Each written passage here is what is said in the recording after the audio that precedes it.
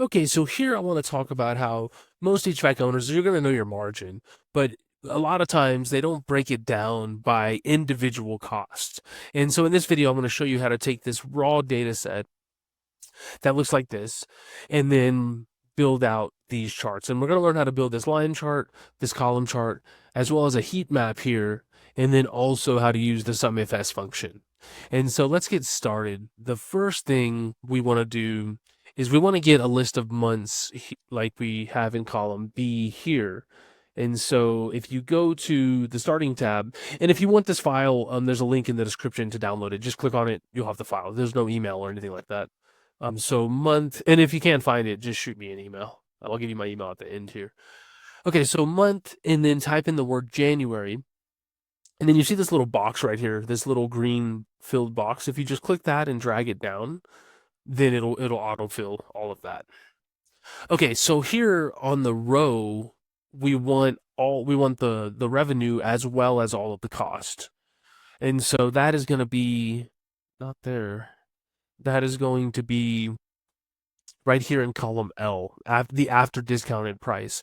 You could also bring this in if you wanted to see, say for example, the monthly discounted, the discount you given by month, or the discount by job type or system type or customer type, like all of that.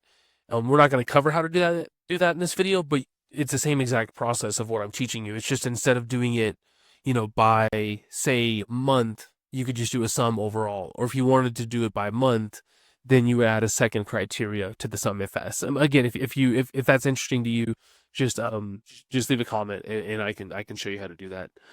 Okay, so we want full invoice amount, and then we want each individual cost, which is going to be your material cost, your labor cost, subcontract, permits, truck cost, your warranty, and then you have total. So of course you could just sum the total based off of month, sum the invoice amount, divide the two, and you get your percentage. But I wanted to go in a little bit more in depth to where you break out each individual cost, because then you can see the trends of your cost. Okay, so what I'm gonna do, and it's to make it fast, to show you a quicker way to do this, is I'm just gonna copy this, and then I'm gonna paste this here. And so now we have everything, but what you'll notice is this right here, we don't need this. But for sake of this formula, because of the formula I'm going to show you, it's going to be a lot easier instead of having to do, to redo the formula, whatever it is, to redo the formula 8 times. So the first thing we want to do is we want to do the SUMIFS. And so what the SUMIFS is gonna say is it's gonna say, give me the sum if. So give me the sum of the final invoice amount if the month is January, right? Give me the sum of the parts material cost if the month is January. And so there's two. There's a SUMIF and a SUMIFS. The SUMIF is a single criteria. The SUMIFS is multiple criteria. So technically we could do the invoice amount because the only criteria we have is January. But like we said before, if you wanted to do the discount amount based off of month and service type, that's a SUMIFS because it's month and service type. And so you would use the SUMIFS, but I always use the SUMIFS because SUMIFS can do one criteria, it could do multiple. And the sum range is the first argument. It's not in the SUMIF, the sum range is the last argument. And so, yeah, just very small differences. So in this example, you can use either one. I'm just going to do the SUMIFS.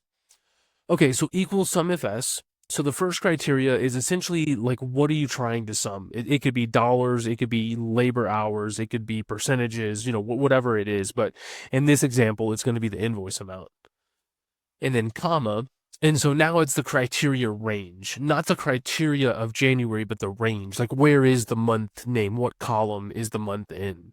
And so column C, and then comma, and if you go back here, it's going to be in cell B3, right? And so the invoice amount for the month of January is $219,272. And so now if you want to format it as a dollar, you can of course click the dollar here. It's in a accounting format. But if you wanted a currency, you could press Control Shift and the number 4. And then you can remove the decimals and center it. I just do it this way. I mean, you could do it either way.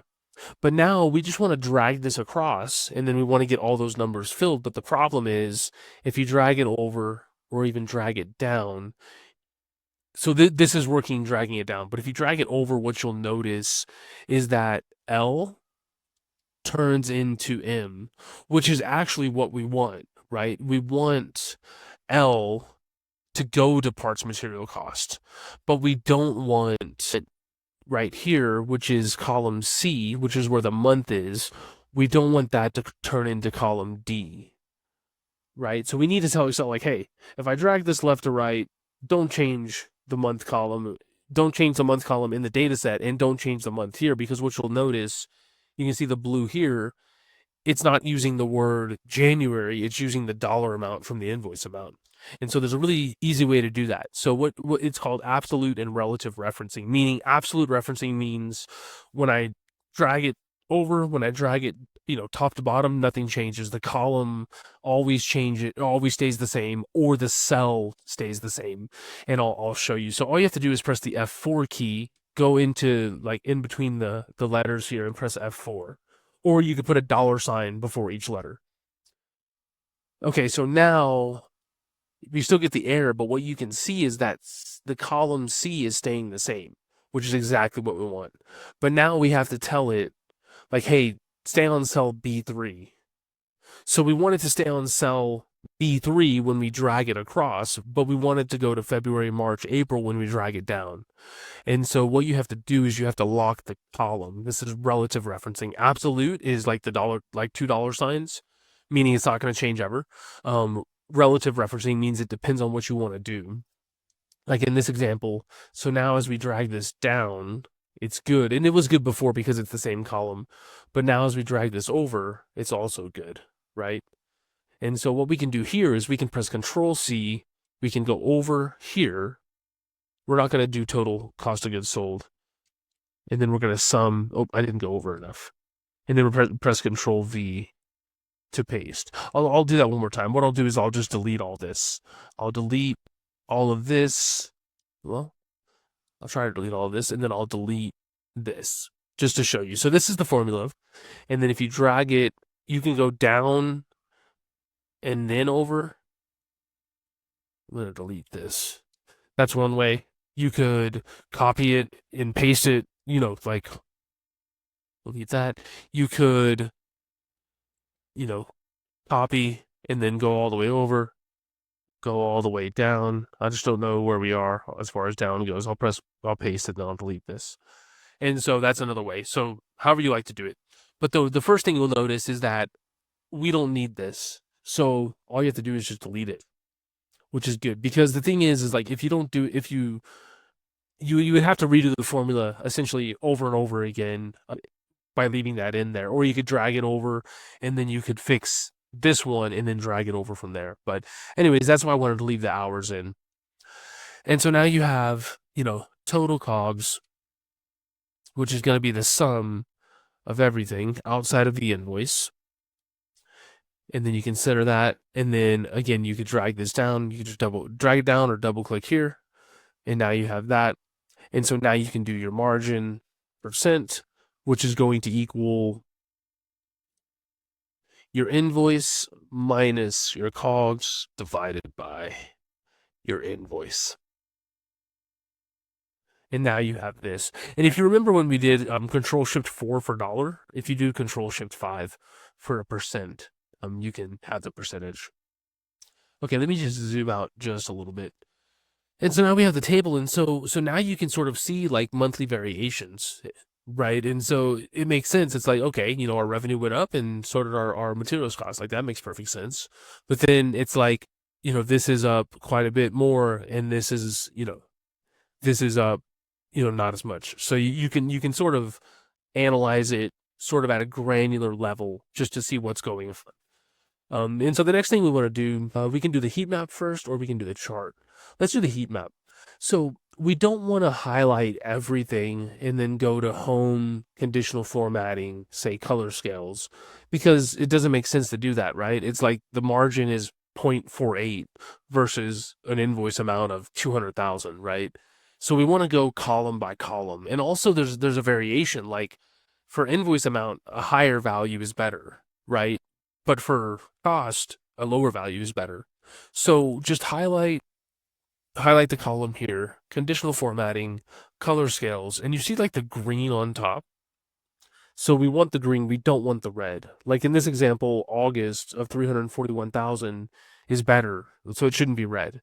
So you just click the green on top. But here, for all of these, we want the opposite, right? And again, we don't want to go with all of these. We want to go row or column by column. And I'll show you sort of a trick to make it super fast instead of having to do this each time. So here, again, if you go to Home, Conditional Formatting, Color Scales, now we want the red on top. But we don't have to do it all over again. What you can do is you can highlight, click on the Format Painter, double click on the Format Painter, and then just click the top of each one. Here, and then press Escape. And then for margin, we want like higher is better, right? Even though these are very similar numbers. But if you highlight the invoice amount, because that was formatted with green being high, and press Control Shift 5 to make it the percentage, then you can sort of see your margins. Okay, so the next thing we want to do is we want to create this chart here, which is just the margin by month. It's just, this month, this margin. Okay, so what we have to do here is just highlight month, press the Control key, highlight margin, go to Insert, and then you could do recommended. It's going to show the line anyways, and then do your line chart here. And then from here, what we want is, I don't know, we can just type in gross margin percent. Maybe change it black. Okay, so if you want to remove the 0 here, then just double click on the number and go to text options. So go to, where was it? I think axis options, number, and then just make this a 0. Now we don't have that. And then if you want a smooth outline, you can again click on the little paint bucket and then smooth line here. And then if you, I don't know, if you want to change the color, you can do, however you like. Okay, so we have that. I'll just move this out over here. Okay, so now what we want is we want to get the same exact thing, but instead of doing it by month, we want to do it right here by, job type. And so, install maintenance service. And so I'll show you a quick little way to get those three, and you can use the unique function. I mean, you can just copy it from the completed solution, but if you don't have a completed solution and you're using it from your data, then use the unique function. And what that's going to do is that's going to give you the unique list of everything that's in column F. So you're not going to see maintenance, 4 times. So unique, and you're getting a 0 because I did the whole column. And so we're going to copy and paste, so it's not going to matter. But highlight everything, Control C, Control Shift V, and now you don't have a. Let me redo that because I went down too far.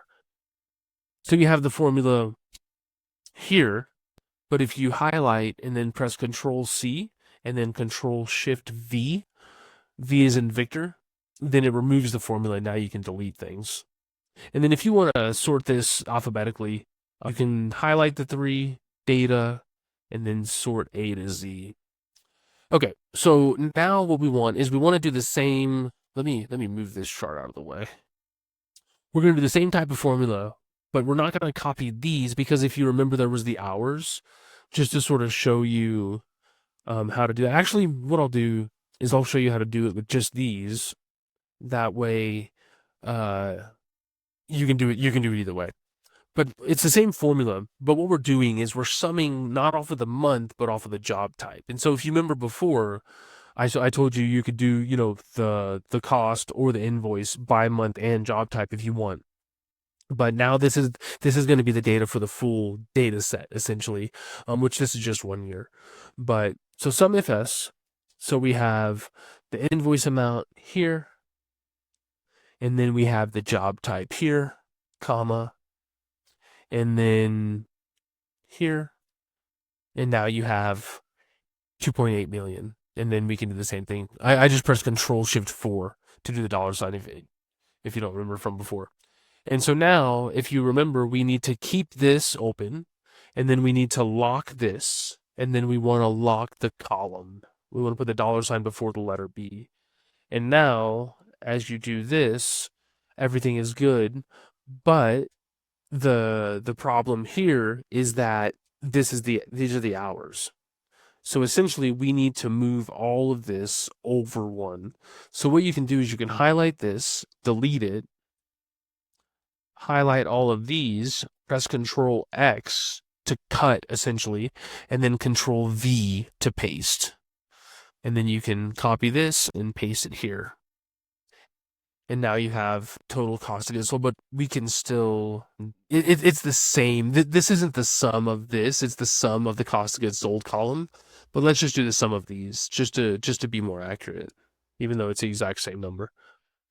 And then margin, again, margin's going to be your invoice amount minus your cost divided by your invoice amount to get your margin.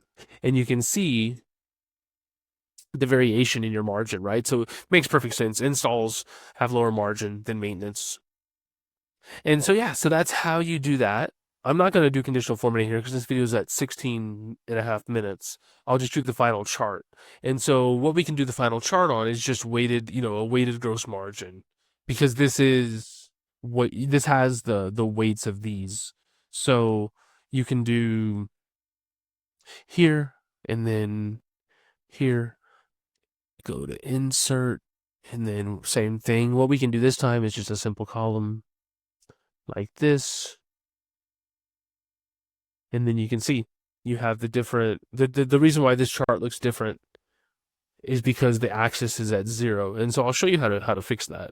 I mean, not necessarily fix it, I'll show you how to change it. Like maybe you prefer it this way. Let's call this, say, gross margin by job type. And we can just do % here. Oop. But if you want to change the min and the max here, just again, double click on this, and it's super easy. It's right. I say it's super easy. Oh yeah, you got to click the columns here, access options, and then change this. Let's change it to, I don't know, 0.3. Right, and you can just see a lot more variation that way.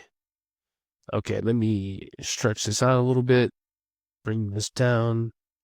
Also, I'm going to make that a little bit smaller. Okay.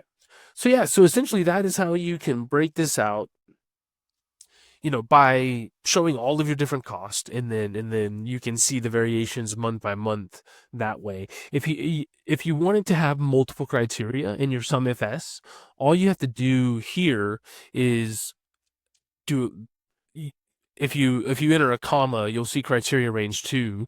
I mean, you can do criteria range 3, criteria range 4, so on and so forth. I think you can do like a lot. I mean, more than 100. I think it's 252. Don't quote me on that, but you can do a lot of different criteria. And so that's how you could do it if you wanted to do, say, install by January, for the different cost. But anyways, that's all I got on this one. If you have any questions, let me know. If you can't find the file, you can shoot me an email, questions@databoards.io. And what else? I think that's it. And so I'm going to be doing a lot of videos like this. There's going to be 160 for HVAC. There's going to be 20 by department. So if you don't see something that you'd like to learn about, shoot me an email. There's also a form you can fill out in the description if you wanted to, give me some ideas that you have, or if you need some help looking over your files as well, or if you want to, some help calculating some of these KPIs or building dashboards or things like that. Again, just let me know. And if not, then I will see you in future videos.